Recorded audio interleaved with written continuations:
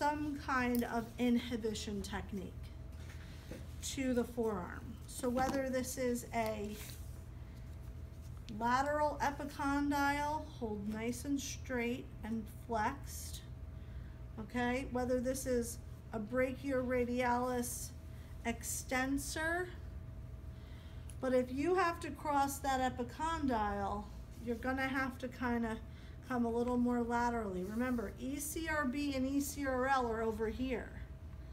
This is brachioradialis and supinator in here. So you've got to kind of come onto the lateral edge, get them into extension, and lay it down. Now that could be the same for this side. It would just be like so, okay?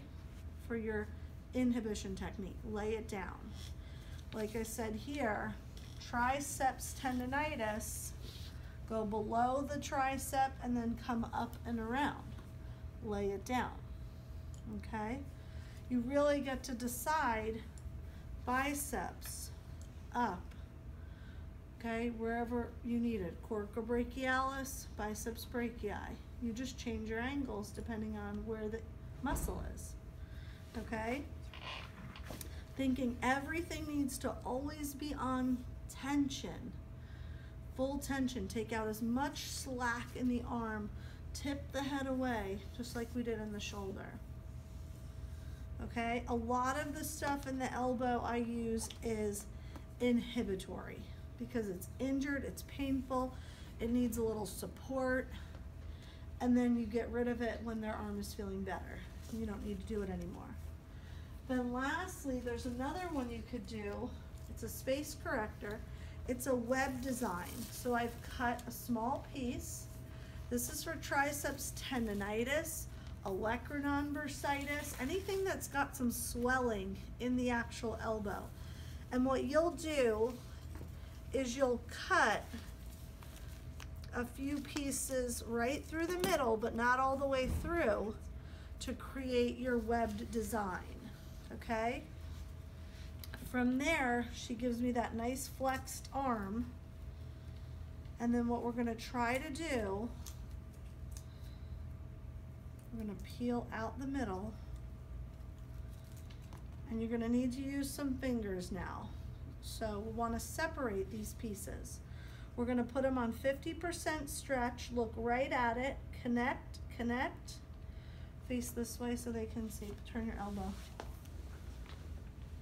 Connect, connect, you see it? Then you lay it down.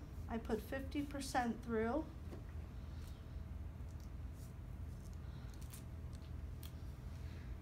And there we go. So that's for that picture I showed you with the guy with the bulbous, that bulb of fluid sitting at the end.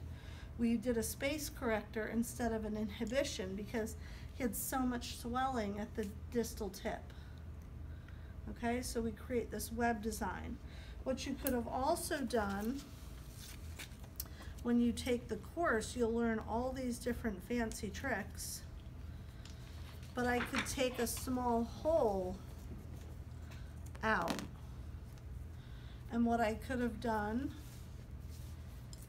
was put the swollen area right through the little donut. Okay, and then lay it down and lay it down with that 50% tension, and then that will hopefully help disperse. What you could have also done was the spider. You can do a spider, attach it higher up, bring those tails down and start crisscrossing them over the area. So you have lots of options for edema and swelling. Did you do that star one too? Or is that... You could do the star. You could potentially do the star. That's a space corrector, technically. Probably these would work better, the ones that have the gaps in them, because it's going to help pull the fluid up. Okay? Because remember in the hip, when I showed you the star, in your package, in your pamphlets, there was also the tails. Anything with lymph drainage, I'm usually gonna go to the tails and crisscross them. But the elbow here is nice because when we do this, you see there's no tails to flap up. And think of how much action the elbow gets throughout the day, and shirts and things. Anytime you put a shirt or sweater on, it's gonna roll the tails up. So that's a nice option where we still get the gappage for the swelling. Make sense? All right, so I'm gonna let you guys practice.